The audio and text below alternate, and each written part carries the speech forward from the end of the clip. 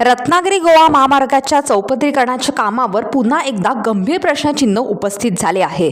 संगमेश्वर बस स्थानक ते देवरुख मार्गावरील रस्त्यावर पावसाचे पाणी साचून तळ्याचे स्वरूप निर्माण झाले असतानाच आता रत्नागिरीहून संगमेश्वरकडे येणाऱ्या बायपासवरील धक्कादायक वास्तव समोर आले आहे। संगमेश्वर पोलीस ठाण्यासमोर बायपाससाठी टाकलेला भराव पूर्णपणे खचल्याचे दिसून येत आहे। एवढेच नव्हे तर घाई गडबडीतच उभारण्यात आलेल्या उड्डाणपुलाच्या जोड रस्त्यावरही तडे गेल्याचे चित्र समोर आले आहे। या प्रकारामुळे कामाच्या दर्जाबाबत प्रश्न उपस्थित होत असून वाहन चालकांच्या सुरक्षिततेचाही गंभीर मुद्दा ऐरणीवर आला आहे। नागरिकांनी संबंधित यंत्रणेकडून तातडीने दुरुस्ती आणि चौकशीची मागणी केली आहे। पाहूया आमचा हा ग्राउंड रिपोर्ट।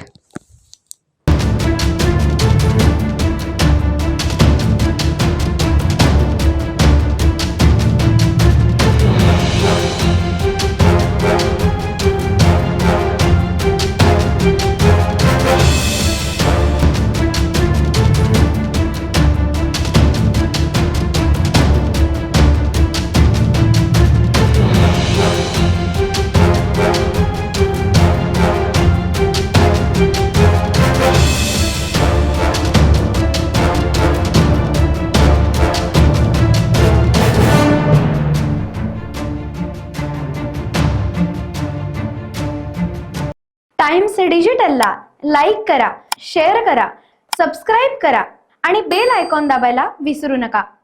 Times digital.